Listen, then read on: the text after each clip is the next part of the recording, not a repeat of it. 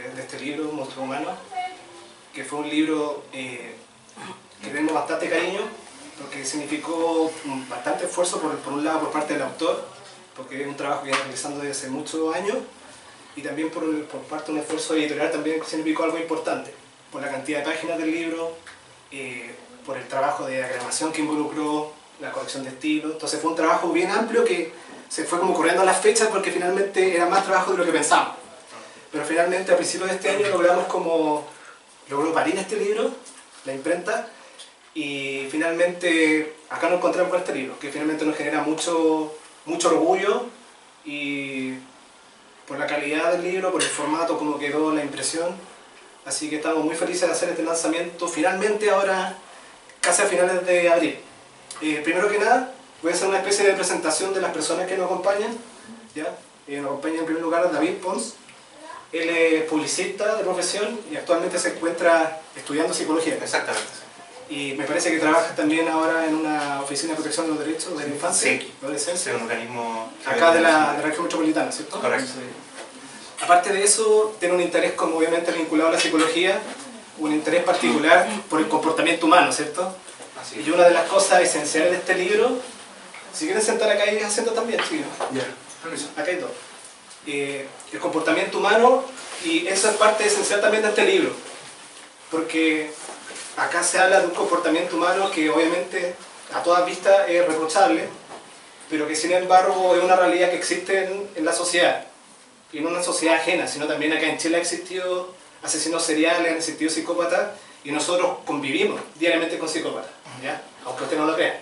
No psicópatas que anden matando todo el día o anden descuartizando cuerpos, pero sí psicópatas que en su interacción humana hay una falta de empatía importante, y que este mismo comportamiento provoca crisis, provoca como conflicto y daño en la persona a su alrededor.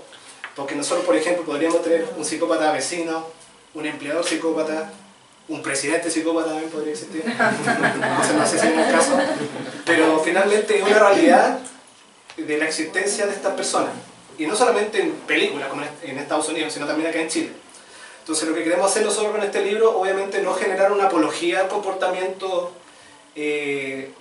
perturbado de estas personas, sino también visibilizar el tema, conversarlo, tratar de entender las raíces de este problema, también para poder comprender y también de alguna manera resguardarlo y visibilizar una temática que es real, y no es solamente del cine, sino también es de la realidad actual, ¿ya? Entonces finalmente es para aclarar un poquito el tema del libro, que nosotros de ninguna manera resaltamos el comportamiento ni lo ensalzamos, sino que es finalmente como un tema de investigación, y para poder entender la realidad de este trastorno que existe en la sociedad hoy en día, y que hoy en día se ha masificado, se ha hecho más visible por la crueldad de los casos.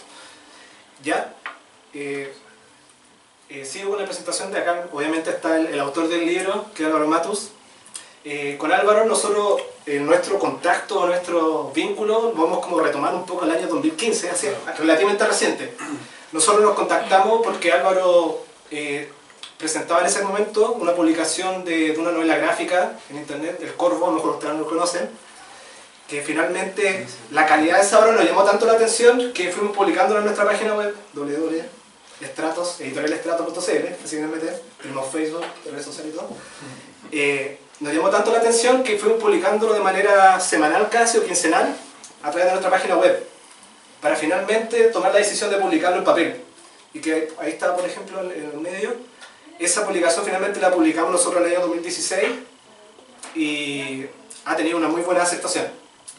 Por la forma narrativa, por las temáticas que tratan, y en ese mismo libro se empiezan a manifestar ciertos intereses que tenía Álvaro por el tema de la psicopatía. Obviamente no le voy a hacer un spoiler del libro para que lo compren, de las pocas copias que quedan, porque acá quedan una copia, creo, y quedan solamente en bodega, no quedan dos. Así que si pueden comprarla, aprovechen de comprarla también. Y lo interesante de eso es que en esa misma obra se empezaron a presentar ciertos como temas interesantes que motivaban al Álvaro para su escritura y para sus procesos creativos. Por ejemplo, el mismo protagonista, Santiago, tiene como ciertos rasgos psicopáticos y podemos tratar de conversar y dilucidarlo. Para mí no es tan psicópata, pero hay que tratar de conversarlo. Pero finalmente hay otro personaje en el libro que sí es claramente un psicópata. Y a partir de eso mismo empezamos a conversar con Álvaro y me empezó a comentar de que tenía otro proyecto, aparte de la publicación del cómic narrativo. Tenía un blog donde él publicaba como de manera, no me acuerdo, casi tiempo muy relativo. Claro, era relativa a la publicación, claro. Pero partió en 2011. Partió en 2011. Donde él presentaba diferentes casos de asesinos seriales y psicópatas. No sé, ¿eran solamente asesinos seriales? Solamente, no, es que eran casos criminales en donde el perfil, la mayoría de los perfiles eran psicópatas. Ah, ya, pero algunos eran antisociales, eran esquizofrénicos y todas mezclas. ¿Ya? Entonces también me comentó la existencia de este proyecto de blog. Y bueno, yo también como psicólogo, me llamó la atención inmediatamente porque también el comportamiento humano, igual que yo creo que el David, es algo que a todos de alguna manera nos llama la atención. Poder como dilucidar por qué estos casos ocurren, cuáles son los modus operandi también que tienen estos asesinos seriales, las motivaciones que tienen. Y eso me llevó un poquito también a generar y conversar como casi también así como soñando el poder publicar este trabajo. Acá que un acento por si acaso llega alguien. Poder como tratar de soñar publicando este libro, porque sabíamos que la extensión era demasiado amplia para los proyectos narrativos, o sea, proyectos editoriales como de nosotros que no somos una editorial de pequeña, ¿cierto? Pero finalmente fuimos trabajando, fuimos juntando platita y finalmente surgió la posibilidad real de publicarlo. Que finalmente, como les comentaba al principio, fue un trabajo largo, porque obviamente surgían cosas durante el momento, de repente el Álvaro decía que un caso le parecía que estaba mejor, con mayor antecedente, que era más acorde al libro, entonces fuimos sacando algunos casos, poniendo otros. También las series también nos llevaron también a incorporar personajes conocidos de alguna serie por ahí. Entonces fue un trabajo largo, de aproximadamente más de un año, poder como publicar el libro. ¿Por qué? Porque también había una falta de generar un trabajo de calidad y con harto antecedente. Algo que aportara a lo mejor a otros libros, que mejor información que no tienen estos otros libros. De hecho, ese es uno de las características. O sea, yo trabajé mucho en este libro considerando que yo junto mucho de esta temática. O sea, tengo mucho documental, mucho libro aparte. Y hay casos, por ejemplo, que son clásicos, que te van a aparecer en cualquier otro libro de asesinos en serie. Pero hay otros que no están ni siquiera traducidos al español. ¿Ya? No hay copia, o sea, no hay editorial en España ni en México que los toque. Y traté de hacer como un mix entre los clásicos y otros que son súper desconocidos, pero al mismo tiempo son súper interesantes. Y eso yo creo que es como uno de los plus que tiene esta publicación. Además, la extensión de 427 por 128 páginas, traté de que no fuera un compendio de, digamos, referencial, sino que si yo voy a tomar, por ejemplo, una biografía de un personaje entre comillas, de estas personas, que fuera completo, no que fuera una cuestión que uno leyera 2 páginas y supuestamente se hiciera la idea de qué es lo que hizo, no centrarme tampoco solamente en lo que hizo, sino que en la infancia, cómo se llevaba con los compañeros en el colegio, cómo eran los papás, el contexto social, bueno, todo ese tipo de cosas. Claro, y la historia de vida más que completa. Bueno, y a partir de eso, bueno, también incluye casos chilenos, que también yo creo que ese es como el bonus del libro. Y a partir de eso, obviamente ahora a principios de año, en enero, tuvimos esta publicación y esperando obviamente que pasara el tema de las vacaciones, complicado en verano hacer como presentaciones, y finalmente llegamos el día de hoy por la presentación. Así que la idea de ahora voy a dejar a David con el Álvaro, que nos expliquen un poquito más del proceso creativo, ahí se van a manejar bien con el tema, especialmente conociendo la formación de David. Y luego de esto, la idea es que se genere una ronda de preguntas si es que tienen, y después arriba pueden comprar el libro y nosotros vamos a estar acá abajo con Álvaro si quieren conversar del tema, firmar el libro, cualquier cosa que les interese, vamos a estar nosotros acá disponibles. ¿Ya? Les dejo... Gracias. Bueno, ante todo agradecer la concurrencia, no sé si preocuparme o alegrarme de estar interesado en una temática como son los asesinos seriales. Agradecer a Estrato, agradecer a Aquileo por el espacio. Les voy a conversar un poco sobre mi apreciación del libro como lector, ¿ya? Es un libro bastante, paradójicamente ameno, ya en el sentido de que Álvaro se preocupó bastante de hacer una construcción biográfica con un lenguaje no técnico, ya no morboso, lo cual se agradece bastante y se distancia harto de otras publicaciones. Entre esos temas hay un aporte bastante interesante que plantea el libro, que es precisamente como tú decías, el poder entender, digamos, qué está detrás de la mente de una persona que decide, digamos, empezar a asesinar sistemáticamente, ¿ya? Y a través de esta biografía él presenta una historial de vida, ¿ya? Yo como estudiante de psicología me agradó mucho el libro en el sentido de que nos permite ir construyendo perfiles, nos permite ir implementando un poco lo que vamos aprendiendo en la carrera, y lo hace de una forma tal y como se presentaría en la praxis, es decir, las biografías no siguen una estructura única, ¿ya? Todas las biografías son propias del personaje que se está presentando, es decir, no hay una regla general, es decir, nació en tal lugar, vivió esta infancia, después hizo esto otro, tal y otra parte, no, va jugando un poco ahí con la narrativa, lo cual hace que la lectura sea bastante ágil, ¿ya? Debo decir que el libro me lo fui devorando de a poco, con ciertas salvedades. Es un libro bastante crudo, a pesar de que no hay un lenguaje morboso, como dije antes. Es crudo, o sea, hay que estar preparado para ir leyendo de a poco esto. Hay una ficción emocional de por medio al incorporar los casos. También porque Álvaro se preocupó un poco de postular a las víctimas no como víctimas, sino que como sujetos.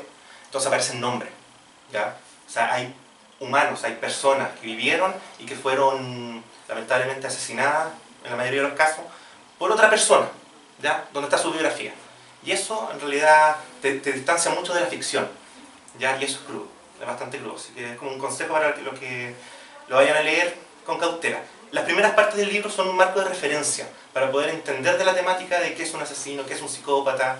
Hay distinción entre ambos casos, lo vamos a conversar posteriormente. Se hace también una relación con la influencia que han tenido estos personajes en la cultura popular, a través de las películas, historias de terror, todo eso. Esa primera parte está muy bien, me gustó mucho porque te arma un poco el esquema para poder después entrar de lleno a la biografía de los personajes, que están estructuradas de forma en línea de tiempo, ¿ya? Desde el más antiguo hasta el más moderno. La mayoría de los casos son estadounidenses, vamos a discutir un poco por qué ocurre eso, pero hay casos de todo el mundo, ¿ya? Casos de Rusia, Colombia y casos chilenos. Así que súper interesante tu libro, Álvaro. Gracias. Frente a eso, me gustaría preguntarte ¿qué te motivó a escribir sobre esto? ¿De dónde nace esta fascinación? ¿Cómo fue el proceso creativo detrás de Monstruos Humanos? Bueno, gracias por venir, eso primero que todo. Bueno, el interés por esta temática, en el fondo, nace por un tema de tratar de comprender la mente humana. Yo cuando era chico, yo me acuerdo que escribía mucho, me gustaba mucho hacer historias, cómics, este tipo de cosas, y veía películas que yo decía, de repente, no sé, el típico Pesadilla, Jason, todas estas porquerías. Y las veía y yo decía, ¿de dónde sacan la idea? Porque me parecían chocantes, o sea, yo decía, no sé, pues, veía una película de terror que hay con trauma toda la noche, ¿cachai? Pesadilla, son dos. Pesadilla. Y resulta que por medio de recortes de prensa y cosas así, me empecé a enterar de que, por ejemplo, Psicosis tiene un precedente histórico, o sea, hay un asesino del cual se basaron para hacer la película. Y resulta que empecé a darme cuenta que en muchas películas empezaba a ocurrir lo mismo. O sea, la realidad efectivamente supera la ficción. Empecé a leer más, básicamente en notas de prensa, y eventualmente ya empecé a adquirir libros. Ya, yo estoy hablando de esta cuestión a partir de los 13 años más o menos leyendo esta cuestión. Y ya después cuando empecé a conseguirme libros o notas de prensa... No había internet en esa época. No había internet, no quería decirlo. Fácil el acceso a No quería decirlo. Pero bueno, no era tan fácil acceder a ese tipo de información. Claro, diste toda la vuelta para ver lo que no. Sí. Gracias, amigo. Gracias. Y finalmente, claro, con la llegada de internet pude acceder a ese tipo de material ya que se difundía. Pero ¿con qué fue lo que me encontré? Que todo este material no era fidedigno, ¿ya? O sea, por ejemplo, en una página decía que, no sé, Ted Bundy había matado a 30, después en otra decía 60, 100, que nació en 1930, 1940. Entonces, yo soy como medio obsesivo con el tema de los datos duros, porque siento que para una temática tan delicada como esta, transformarla en una cuestión amarillista es súper fácil. y siento que es delicado. O sea, por ejemplo, en este libro estamos tocando casos de asesinos en serie que para nosotros pueden ser súper lejanos, pero hay 3 casos que son chilenos y que siento que, por ejemplo, falsear una información o inventar una cantidad de víctimas, por ejemplo, en el caso ¿cuánto se llama? Del asesino de Alto Hospicio, es una falta de respeto. Entonces, para mí era un desafío, cuando empecé a escribir el blog, tomar la cantidad de información la más fidedigna que yo pude pillar, compilarla, comprobarla y publicarla. Ahí nace el tema como de este interés de tratar de, digamos, de recoger toda esta información y dejarla en un lugar donde una persona que le interesa el tema, que lo está buscando de manera seria, no de manera morbosa, insisto, porque me tocaba de repente meterme en internet y tú te metías en una página buscando una sesión en serie y de fondo sonaba una música de metal, con unas fotos que no correspondían a la escena. Entonces, para mí, de verdad que no era lo que yo buscaba. Yo quería hacer un trabajo mucho más serio. Y finalmente armé este blog y empezó a tener como mucha acogida. O sea, actualmente tiene 10.000 visitas mensuales, que es harto. Entonces, el siguiente paso yo sentía que era un libro. Publicarlo. Claro. Porque también te lo pedían. Sí. Mucha gente te pedía la publicación impresa. Claro. ¿Y sientes tú que esta publicación, digamos, obedece un poco a una... ¿Obedece a qué? A una... ¿cómo se llama? A un afán por sacar un poco toda esta angustia que podría ocasionar los casos que tú estás leyendo. ¿Te viste afectado a la hora de empezar a compilar esta información? Mire, yo creo que al principio impresionado, más que impactado, porque o sea, llega un punto en el cual, claro, tú ves las películas, ves Aníbal Lecter o cualquiera de estas cosas, y tú la empezás como a normalizar. Entonces, como, esto es una serie de crímenes, esto es una película de asesinos. Pero cuando tú empiezas a ver los casos reales, te das cuenta de que son mucho más fuertes. ¿Ya? Entonces ahí se produce como un cambio cuando te empezás a meter así como de lleno en el tema. ¿Ya? Empezás a asumirlo como de otra forma, ya más casi personal. Yo por suerte no he tenido... O sea, yo creo que me quedé curtido con el tema porque lo empecé a leer desde muy chico, lo empecé a estudiar, pero llegó un punto en el cual igual me saturó. Y de repente igual uno como que ya leís casos que te afectan, que tú sentís empatía, que tú puedes sentir que puede ser, no sé, tu hermano, tu mamá, ¿cachai? Entonces ya no es como por morbo, no es diversión, ¿cachai? Ya es como que tú decís, te planteas el desafío de tomarlo con altura de miras y seguir leyendo el tema, o seguir investigando el tema para sacar alguna conclusión, porque generalmente cuando tú lees todos estos temas y veis casos que se escapan un poco a la razón, es como buscar el por qué ocurren estas cosas. Súper. Sacar una conclusión. Antes de como avanzar un poco y hablar un poco de los casos que teníamos ahí, cuéntanos un poco cómo es, de dónde nace esta estructura, digamos, del asesinato en serie. O sea, hay investigadores de por medio, ¿cierto? Hay una categorización que nace en algún momento histórico, ¿ya? Y que viene precisamente a referir la policía, cómo tiene que actuar ellos mediante esto. Ya, mira, lo que pasa es que, bueno, yo no sé si algunos de ustedes manejan el tema, pero bueno, voy a mostrar como desde el principio, digamos. Claro. Ya, el tema del nombre de asesino en serie no es un nombre antojadizo, ¿ya? Esto comenzó con un ex FBI, ¿ya? Que se llamaba Robert Reffler, que en el año, por el mediados del año 70, él empieza a estudiar los perfiles criminales, ¿ya? Él empieza a estudiar todos los perfiles de los asesinos generales, porque no existía el concepto de asesino en serie en ese entonces, y empieza a estudiar las escenas del crimen, ¿ya? Y él, a raíz de visualizando la escena del crimen, él podía determinar cómo lucía el asesino, cómo pensaba el asesino. Él se trataba de poner en los pies del asesino mirando solamente la escena del crimen y darle un perfil a la policía para ayudarlo en la investigación. O sea, por ejemplo, él encontraba, supongamos, por decir un ejemplo, un cadáver en un bosque oculto, maniatado y con una chaqueta en la cara, ¿ya? Entonces él decía, bueno, yo puedo sacar como conclusión, mirando la escena del crimen, que el sujeto no conocía a la víctima porque la trajo maniatada, y que si este sujeto nosotros lo atrapamos, seguramente con un poco de presión va a confesar, porque él no está orgulloso de su crimen. Él le tapó el rostro a la víctima, él se la llevó a un lugar oculto y no la quería mostrar.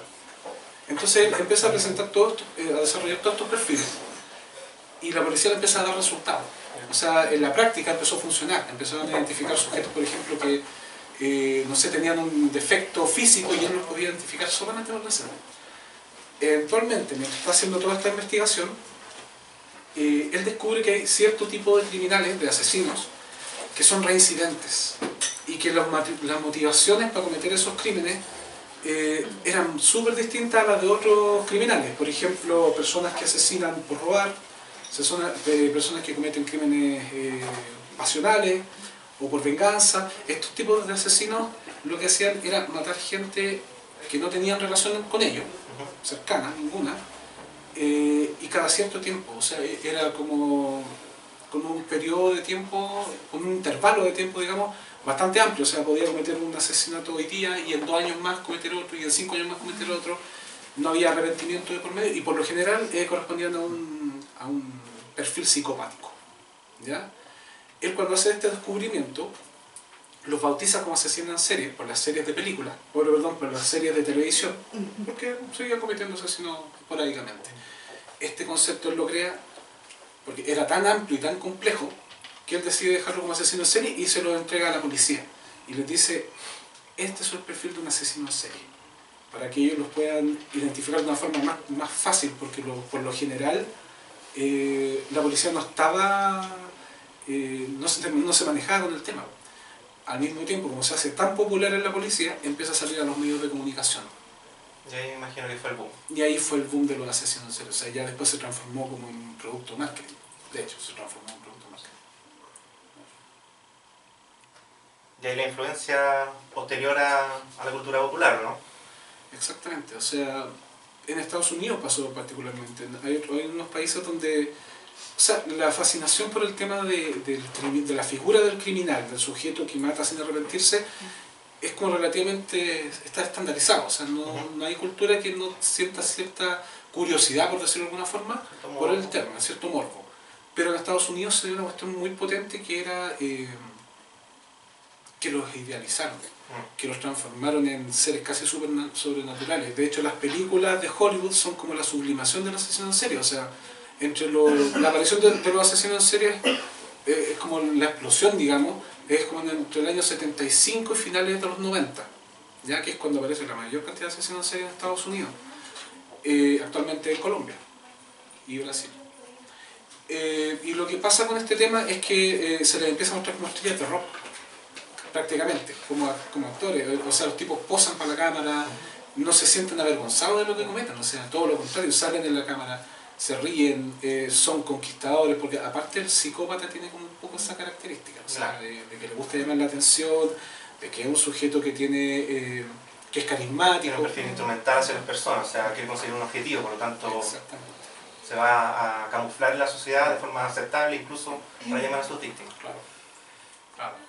Por ahí va más que nada el tema de la explosión de los asesinos en serie. O sea, en estos momentos en Estados Unidos tienen como 100 asesinos en serie más o menos activos, pero que todavía no han podido ser atrapados, porque la policía lo que identifica son las víctimas y empieza a notar que hay un patrón de comportamiento del asesino, una forma de asesinar a la víctima, pero no pueden conseguir atraparla. Pero aparte de los asesinos en serie, existen otras categorizaciones también que son interesantes, que son nombradas en el libro. Por ejemplo, los asesinos en masa, los asesinos itinerantes. Claro. Se supone que son, bueno, Ressler es el que postula el tema del asesino en serie. ¿Ya? Antes se le llamaba a este tipo de criminales asesinos en masa, a todos. Ya no había distinción. El asesino en masa es lo que nosotros entendemos por el típico caso Columbine, cuando atacaron el colegio, asesinaron a sus compañeros. Bueno, y todos esos casos son los que están ahora, los que son 2 veces, creo, son 2 o 3 mensuales en Estados Unidos. Entonces ya como que esa es la tendencia, por lo menos allá el caso, el tema de los asesinos en serie bajó un poco. Se supone que el asesino en masa es aquel que comete un solo acto criminal en un lugar establecido. Esto puede ser un colegio, un instituto, una universidad, lo que sea, y obedece más a un perfil de un asesino con sangre caliente. No, de repente el perfil de los millennials, una cuestión como inmediata, no, en serio, sí, claro. En serio, es una cuestión de que yo no voy a estar esperando 5 años para cometer crímenes, yo lo quiero ahora ya, lo cometen. Generalmente son chicos jóvenes. En el caso del asesino en serie es todo lo contrario, el asesino en serie es un asesino de sangre fría, que está fantaseando con esta cuestión, al igual que el asesino en masa, durante años, pero él quiere ir perpetuándolo y quiere ir mejorando. No va a quedar tranquilo con un primer asesinato, porque generalmente lo que ocurre es que las expectativas como que se arruinan un poco cuando un sujeto que está fantaseando desde los 8 o 10 años asesinar a una persona y lo comete y no se siente 100% satisfecho, va a tratar de repetirlo una segunda vez, hasta que salga supuestamente como su fantasía, que nunca va a conseguir. Que es un poco el lugar común que se presenta en el libro. O sea, podemos ver varios casos donde el primer asesinato, digamos, no satisface a este psicópata, por lo tanto necesita reiterarlo, o sea, y finalmente va quedándose en el mundo de la fantasía. O sea, nunca va a poder cumplir ese sueño de este asesinato soñado que tiene detrás, y por lo tanto va a tratar de repetirlo varias veces. Y en esa repetición finalmente es que se encuentra como con otra fantasía, que es el ser atrapado o el no ser atrapado. Exacto. De ahí empieza, digamos, esta dinámica. Ahí depende del perfil del psicópata, si quiere, por ejemplo, pasar a la posteridad por sus crímenes o que nunca lo descubran. Seguir haciendo su vida normal, porque todo esto, eso es otra cosa que diferencia al asesino en serie con el asesino en masa. O sea, el asesino en masa, cuando comete su ataque, no hay vuelta atrás. De hecho, la mayoría de las veces se suicidan cuando termina el ataque. ¿Ya? También son personas que siempre han mostrado un carácter conflictivo. El asesino en masa siempre es el sujeto, no sé, pues el típico que se viste de militar, que es como medio extraño, que todo el mundo lo tiene mal, que siempre tiene algún problema. No sé, que tiene problemas con la pareja, que ha tenido antecedentes de violencia. En cambio, el asesino en serie es todo lo contrario. Es un tipo que es súper reservado, que es buen vecino, que es buen esposo, que es buen padre. Entonces eso lo hace más aterrador que el asesino en masa. Lo otro es que el asesino en masa tampoco se le ha estudiado lo suficiente, porque generalmente cometen el suicidio después del acto. Son atrapados inmediatamente, o sea, claro. No hay una búsqueda detrás de él. ¿Qué elementos comunes nos puedes contar de los casos que tú has visto? Si se puede, a ver, dentro de la psiquiatría, digamos, no hay un consenso en el sentido de poder categorizar a una persona como un psicópata o un asesino serial, porque los perfiles son bastante distintos, pero tú has investigado bastante sobre el tema. ¿Podrías mencionar algún elemento en común? Mira, hay el doctor Joel Norris, que es un psiquiatra de Estados Unidos bien famoso porque está bien metido en los asesinos en serie, ha identificado como ciertos patrones comunes en este tipo de criminales, ¿ya? Uno de los principales es algún problema, digamos, a nivel familiar, de abuso, relacionado generalmente con el abuso, principalmente familiar, más que con el entorno, aunque también están presentes, ¿ya?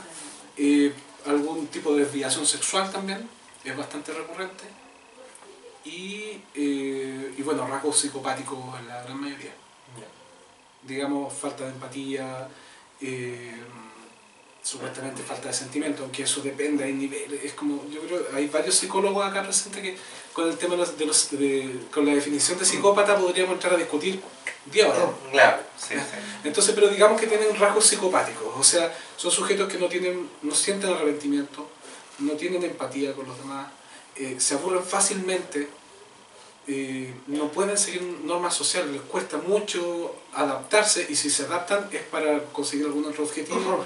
No pueden tener una buena relación con las demás personas porque simplemente no les interesa, siempre están pendientes de ellos, de ser el centro de la atención. Entonces, todos esos factores generalmente se dan en el caso de los asesinos en serie. De los asesinos en serie psicópatas. Hay otros, por ejemplo, que obedecen a un orden como de esquizofrénicos, digamos. Pero ahí también hay una diferenciación, porque ahí entramos en el tema de que hay asesinos en serie organizados y desorganizados. En el caso de los asesinos en serie organizados son los que se ajustan más al perfil del psicópata, que es un sujeto que, por ejemplo, comete un crimen y, no sé, limpia... Es como el American Psycho, me imagino que todos han visto la película, leído el libro. Premeditado, digamos, o sea, planifica el crimen, generalmente oculta el cadáver, guarda el arma homicida, la esconde o la destruye, planificó y persiguió a su víctima durante a lo mejor meses antes de cometer el crimen. Generalmente él atrae a la víctima, ¿ya? No es que la salga a buscar, la salga a atrapar, sino que él la lleva a algún lugar para ahorrar el tema, por ejemplo, de secuestrar o otro tipo de cosas, prolonga más el asesinato, o sea, es una cuestión que implica tortura, vejación, lo que se quiera, y finalmente él vuelve a su vida normal y digamos, y está pendiente del crimen que cometió en los medios de comunicación. Si una persona está desaparecida, sale con los grupos de búsqueda para estar pendiente de qué es lo que dice la policía respecto al asesino, si es que tiene más o menos seguida la pista o no. Vuelve a la escena del crimen en caso de que lo haya hecho en algún lugar, ese tipo de cosas. En cambio, el asesino en serie desorganizado obedece más a un perfil esquizofrénico, porque, no sé, comete el crimen, deja lleno de pistas, la arma, digamos, homicida la sacó de la misma casa o del mismo lugar donde cometió el crimen, puede salir desnudo corriendo por la calle, bañado en sangre, porque no tiene noción de la realidad, pierde eso. Y el hecho de que sea categorizado como asesino serial es porque no lo pillaron y después cometió un crimen a posteriori, ¿no? Tienen que ser por lo menos 3 crímenes, 3 asesinatos. Basados en el tiempo. Claro. Sí, y respecto a eso también es importante como diferenciar, y creo que es parte importante, por ejemplo, de un asesino serial que tiene esquizofrenia con uno que es asesino serial psicopático, que enfrenta la ley o en el ámbito más jurídico, el psicópata sí es imputable ante la ley. ¿Por qué? Por lo mismo que comentaba Álvaro, porque finalmente él está consciente de todas las cosas que está haciendo. Él lo hace porque quiere hacer. En cambio, por ejemplo, el esquizofrénico comete estos actos bajo la enajenación o bajo algún tipo de efecto de alucinación auditiva o visual. Por lo tanto, tiene todo un carácter distinto, porque no hay una motivación o un juicio de realidad como alterado. Entonces, eso especialmente también es lo que nos provoca terror por parte de la gente que estudia este tema, de saber de que finalmente toda esta gente hace estas atrocidades por consciente. Sí. Porque, por ejemplo, un esquizofrénico que está con un tratamiento farmacológico adecuado puede desenvolverse, entre comillas, normalmente en la sociedad y no va a cometer un acto deplorable como lo hace un asesino serial que lo hace o sea, psicópata que lo hace finalmente con toda la intención de cometer el acto. Entonces, claro, finalmente el concepto mismo de psicopatía nace por un origen más que nada forense legal, porque finalmente en el área clínico se habla más de trastornos antisociales. Por ejemplo, si uno va al DSM-4 o el CIE-10, que son los formatos de diagnóstico que tienen los psiquiatras y los psicólogos, se habla más de trastorno antisocial. Pero finalmente el globo de trastorno antisocial, dentro de todo ese globo de personas que existen con trastorno antisocial, hay un globo más pequeño que son psicópatas. Y finalmente lo que diferencia a un trastorno antisocial de un trastorno psicopático, yo creo que la esencia finalmente es que el psicópata carece de empatía emocional con el otro. Por ejemplo, la persona con trastorno antisocial, podemos ver el típico narcotraficante, por ejemplo, a Pablo Escobar. Él cometía actos atroces, ¿cierto? Pero sí generaba vínculos con personas. Por ejemplo, con su grupo familiar, con su grupo de amigos. Tenía un grado de vinculación como emocional con la persona. En cambio, el psicópata, por ejemplo, no tiene vínculo emocional. Lo único que le interesa a la persona es como un instrumento más, es como un objeto. Es como un vaso que yo lo puedo ocupar para mis necesidades, pero más allá de este vínculo instrumental que tiene con esta persona, no hay ningún grado de vínculo emocional.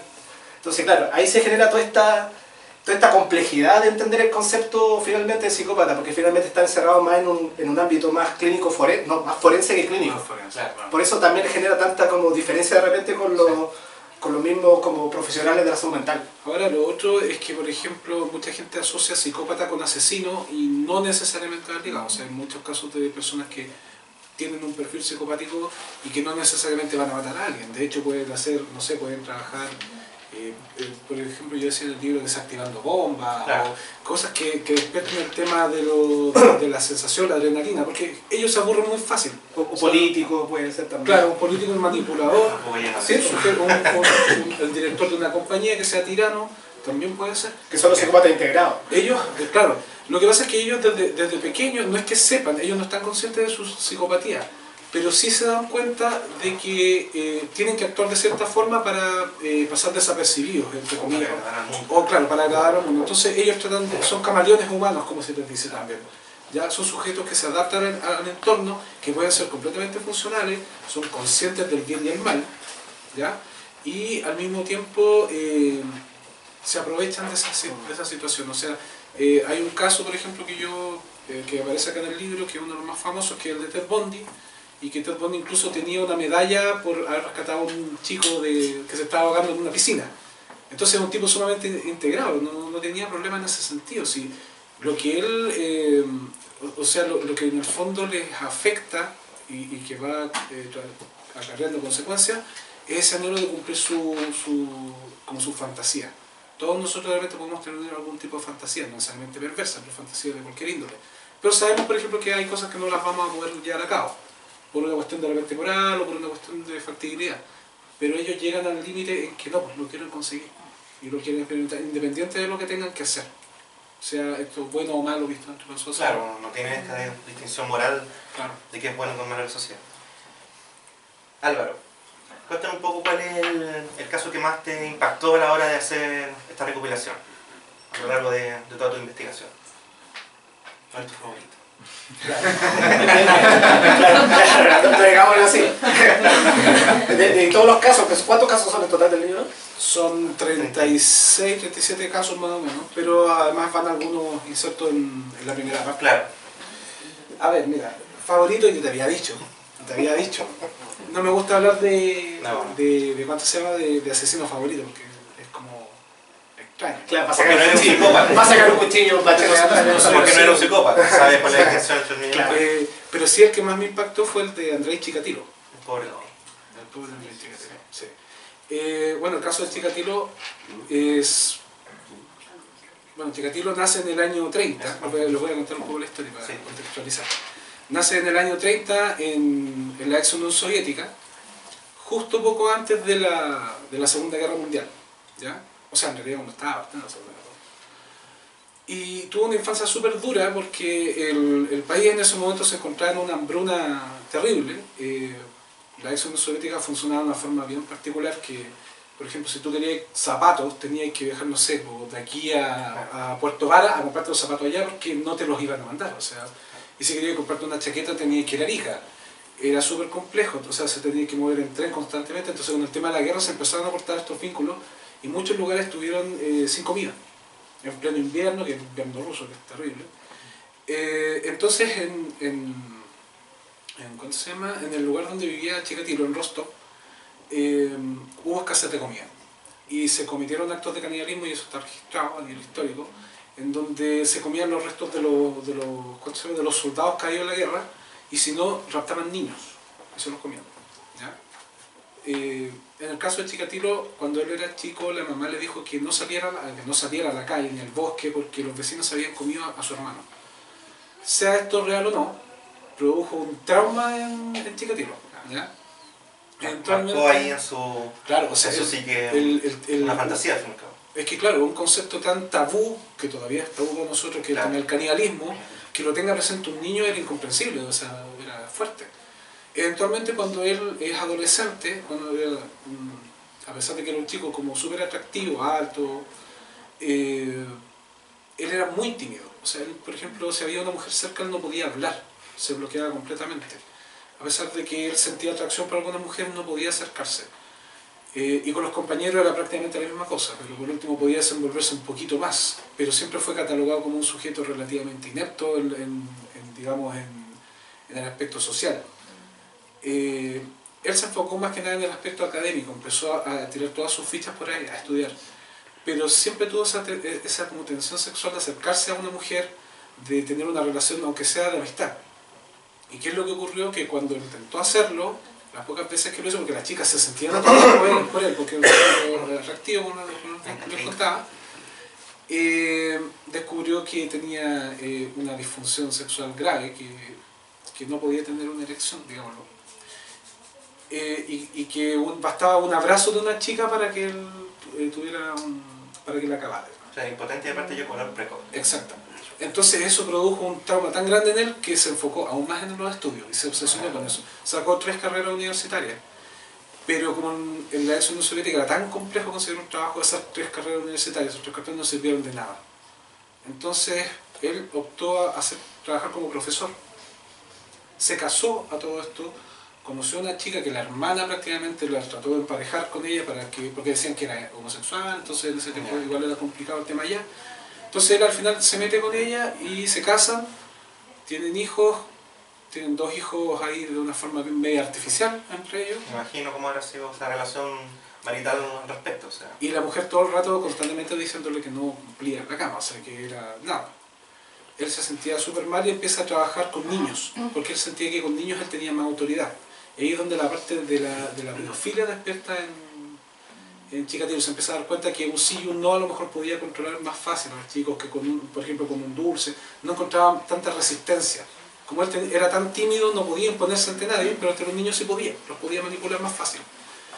Empieza a abusar de los niños y eventualmente ya decide, esto también es curioso porque una de las cosas que me llama la atención del caso justamente es que Chikatilo comienza a cometer los primeros asesinatos después de los 40 años.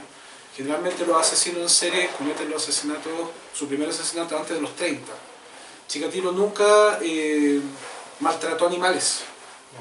¿Ya? Generalmente los asesinos en serie maltratan animales cuando son pequeños. ¿Ya? Por esta cuestión del juego de poder, claro. Cómo funciona. Chikatilo nunca tuvo ese perfil. Comete su primer asesinato bastante tarde y hay un vínculo ahí bien heavy, porque en realidad él lo que intentaba hacer era violar a una niña pequeña y por un accidente la rasguña acá en el cuello, brota sangre y él tiene la primera reacción en su vida. Entonces se produjo un vínculo entre la sangre y el sexo que nunca más él lo pudo separar. Y bueno, ahí eventualmente mata a la niña y esconde el cadáver. Lanza a un río y justamente, con tan mala suerte, había otro pederasta que estaba por ahí cerca y le echaron la culpa a él, que él ya había cometido un crimen similar y lo ejecutan. Y Chikatilo queda libre. Y ahí es cuando él empieza como esta seguidilla de asesinatos para repetir esa fantasía, porque decía, escucha, si lo hice una vez, puedo hacerlo 2, puedo hacerlo 3. Y además se sale del trabajo ¿cuánto se llama? De profesor y empieza a trabajar en un trabajo de baja responsabilidad, que era de repartidor de cosas. Claro, empieza a repartir productos de caucho. Este mismo tema que te contaba de cómo funcionaba el abastecimiento, por ejemplo, de algunas empresas, se dedicaba a viajar llevando paquetes a distintas empresas. Y eso le permite a él empezar a atacar en las estaciones de trenes. Entonces viajaba constantemente y no iba quedando rastro. Hasta que el Burakov, que es un investigador de ese tiempo, empieza a identificar el patrón de un asesino en serie. Él se mantenía muy al tanto de todo lo que estaba ocurriendo en Estados Unidos. Normalmente la víctima eran niños. Sí, eran niños, claro, eran niñas en realidad al principio. Eso también es bien curioso porque cambia el perfil de este tipo. Los asesinos en serie organizados siempre tienen un perfil de víctima. O sea, por ejemplo, un asesino en serie organizado no va a matar a un niño, después a una mujer, después a un hombre. No, el asesino en serie establece cierta persona a la cual él va a atacar. Generalmente puede ser por conveniencia. Por ejemplo, hay asesinos en serie que deciden atacar solamente prostitutas porque en el fondo son más vulnerables. Claro. Ellas pueden, por ejemplo, desaparecer 2 o 3 días, nadie va a preguntar por ellas. Pagando un poco de plata la pueden meter a un vehículo y llevársela a cualquier parte. Entonces ellos analizan eso. En el caso de Chikatilo él accedía a niños y adolescentes que tuviesen trastornos mentales o deficiencias, como que a ese tipo de gente él apuntaba. Pero eventualmente también va cambiando a niños. ¿Ya? Bueno, lo más terrible es que él se los llevaba al bosque, los apuñalaba y se los comía. Eso es como lo más fuerte. En el fondo, replicando o suprimando el tema del mismo trauma que tenía. La fantasía que tuvo en la infancia de haber. Exactamente. Entonces, finalmente lo detuvieron, pero es bien extraño, porque son no extraños, sino que es bien decidor el hecho del quiebre de la ex Unión Soviética, porque cuando se quiebra la ex Unión Soviética, Burakov recién tiene el pase libre para consultar con el FBI el tema de los asesinos en serie, porque la ex Unión Soviética le decían, no, los asesinos en serie son producto de los yanquis, acá no hay asesinos en serie, ¿ya? Es producto del capitalismo. Y no, o sea, estos personajes afloran en cualquier lado. Finalmente accede a la base de datos del FBI, le hacen un examen de ADN que tenían por la esperma de Chikatilo que dejaba en la escena de los crímenes, y lo identifican y lo detienen. ¿Qué es lo que me llama la atención de este caso? La burocracia, cómo afectó en el hecho de que este sujeto estuvo libre 12 años.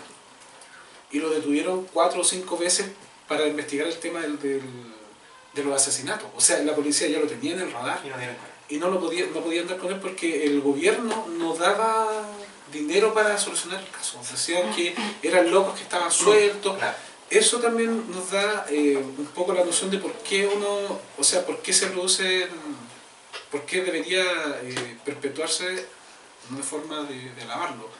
Este tipo de documentos, ¿ya?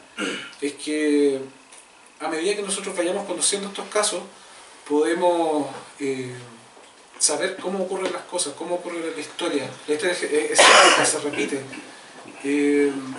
Si pasa una vez, seguramente se va a ocurrir en otro lado. Para los investigadores esto es súper útil, este tipo de documentos, no digo que este en particular, pero este tipo de documentos es súper útil para saber para resolver eventualmente algún caso. O sea, siempre hay algún dato anecdótico que te va a ayudar a resolverlo, ¿cachai? Y de hecho, he leído varios libros en donde para estudiar un asesino empiezan a revisar los casos anteriores y empiezan a encontrar similitudes o diferencias y ahí las van asociando, los van tomando. Entonces, yo creo que por lo menos a mí, por eso me llamó mucho la atención de este caso. Y además que el perfil de Chikatilo es bien particular, o sea, cuando lo atraparon, salió transformado en otra persona. O sea, nosotros recién les contaba que él no podía gesticular una palabra frente a una mujer, y en el juicio se desató, o sea, salía riéndose, babeando, estaba casi simulando como que estaba loco. Lo tenían detrás de una jaula para que las familiares de las víctimas no lo atacaran. Fueron 53 víctimas en total. Y el juicio fue terrible porque además se presentaban como prueba los cadáveres en el estrado, o sea, ya las cabezas, las pintas, los cuerpos, las fotografías, bastante terrible. Y él, muerto de la risa, se sacó la ropa, hizo de todo. Finalmente lo ejecutaron. Claro, de hecho es un cambio súper interesante que ocurre con Chikatilo, que pasó de ser una persona muy tímida a la hora de que estaba siendo enjuiciado mostrarse como un loco, un animal salvaje, digamos, detrás de una jaula. O sea, en el fondo también yo creo que hay una necesidad de él de convertirse en una criatura como digna de análisis. Yo creo que a lo mejor fue su última forma de salir con vida de la situación. De mostrar locura. Claro. Sí, claro. Porque sería imputable. Claro, para que fuese imputable, pero a esa altura la verdad es que era bastante difícil porque el pueblo estaba presionando mucho para que lo ejecutaran. Así fueron 12 años donde él cometió todo este tipo de actos. Súper. Oye, para ir cerrando, bueno, Chikatilo no es uno de los asesinos más prolíficos que están. Les dejo la invitación para que lo busquen en el libro, cuál es el asesino que tiene más víctimas a su haber. No sé si hay algunas preguntas, estamos cerrando un poco el tema. ¿Alguien quiere hacer algún comentario al respecto? Dejamos la invitación ahí para que nos consulten, comenten. ¿Sí? Oye, a mí me ha tocado un poco viajar, no sé si cachan ustedes. Y me sorprendió todo este caso de la Unión Soviética y me ha tocado estar en muchos países musulmanes. ¿Han habido asesinos en serie en países árabes? Sí, sí, Javed Iqbal es un asesino en serie que... Bueno, yo estuve... De hecho hay un libro que le puedo recomendar que se llama... no me el nombre, pero... lo estoy hablando por internet. Por WhatsApp. Las legiones de Satán se llama. Asesino en serie en el mundo del Islam. ¿Ya? Se cuentan, generalmente nosotros por una cuestión de idioma, no tenemos acceso a esa información. Y curiosamente hay un caso que es bien estremecedor, porque es de un asesino en serie que se llama Javed Iqbal, que mató a 100 niños. ¿Ya? Y él los tomó a estos niños, los descuartizó y los metió en ácido. ¿Ya? La noticia se hizo famosa porque resulta que según la ley del talión, a él le tenían que juzgar de la misma forma, o sea, lo iban a colgar 100 veces, lo iban a descuartizar en 100 pedazos y lo iban a meter en ácido sulfúrico. Finalmente no se realizó esa pena, digamos, pero igual falleció en la cárcel. Hay muchos casos ahí, pero ¿cuál es el tema? Ocurre lo mismo que un poco acá en Chile, no hay información. Claro. Las investigaciones nunca llegan a cabo, o sea, por ejemplo, acá en Chile el indio Juan, que era un criminal de hace mucho tiempo atrás, tenía 6 cargos por homicidio. o sea, 6 cargos por homicidio, imagínate cuántos más mató. Y nunca nadie lo catalogó como asesino en serie. Calificaba para... Entonces, en países así también ocurre lo mismo. O sea, no hay un estudio, no hay herramientas como para poder identificar y decir, este es un asesino en serie. Lo vamos a estudiar porque tiene un perfil psicopático, un asesino en serie desorganizado. Eso se da en Estados Unidos porque Cuántico y el FBI están preparados para eso. Pero como te digo, o sea, lo otro es súper relativo. Ahora se está dando, por ejemplo, en Colombia, que están pillando muchos, pero yo creo que vienen de hace mucho rato. ¿Alguna otra consulta respecto al tema? Yo creo que también sería importante, pero que nombrar a grandes rasgos los casos, particularmente chilenos, que están en el... Claro, mira. En este libro incluí 3 casos, ¿ya? El primero de los psicópatas de Viña del Mar, que yo creo que todos más o menos como que lo ubican un poco, de Sagredo y Top Collins, que son 2 carabineros que se convirtieron en asesinos en serie. Al principio hacían ataques para asaltar a las víctimas, eventualmente era para violar y ya después asesinaban al hombre y dejaban siempre viva a la mujer. Es un caso bien interesante, de hecho fueron los últimos ejecutados acá en Chile, ¿ya? El otro caso que incluí chileno es el de Alto Hospicio, del psicópata Alto Hospicio, que atacó en el norte del país, bueno, ese caso igual me impactó, que es un lugar súper vulnerable, donde hay mucha pobreza. Alto Hospicio, claro, y que en un principio las autoridades desmintieron las acusaciones, porque la gente estaba reclamando que estaban desapareciendo estudiantes y no los tomaban en cuenta. Empezaron la hipótesis de que se estaban yendo a prostituir a Perú. Fue bien fuerte porque se veían los reclamos en la televisión, pues yo me acuerdo que veía los noticieros de la gente reclamando y decían, no, estas chicas se estaban prostituyendo, creo que las vieron en Perú, o sea, no había una investigación seria. Eso más el clima social que la investigación. Claro, o sea, el prejuicio social de esas personas. Claro, y esa cuestión te ocurre en Estados Unidos y al tiro los investigadores lo primero que apuntan es que anda un asesino a ser suelto. Acá no. Ese caso es bien impactante, bien fuerte. Y finalmente, bueno, se cierra el libro con el caso de Erasmo Modena Pinto, que es el psicópata de Casillas, ya que él cumple con el perfil de psicópata, pero así de libro, y realmente libro. Y lo que más impacta en ese caso, lo que más llama la atención, es el descaro del sujeto. O sea, el sujeto se burla de las víctimas, las encuentra tontas, les encuentra defectos, poco menos que es culpa de la víctima el hecho de que hayan sido asesinadas, porque fueron tan fácilmente engañadas. Porque no era inteligente. Porque, claro, o sea, él plantea eso. Y no, él dice, no, sí, yo lo siento, pero en realidad, ¿para qué voy a pedir disculpas si ya murieron? Ya. Esa es la frialdad con lo que él narra, y eso yo creo que es como lo fuerte de ese caso. Lo comía. Él lo comía. Él después se suicidó en la cárcel, ¿no? No, está vivo. Ah, ¿sigue vivo? Sí. ¿Y en qué? ¿Está acá en Santiago, no? No. Ah, Sí, así que no vayan para allá. Ya, si no hay otra consulta, le damos una ronda de aplausos.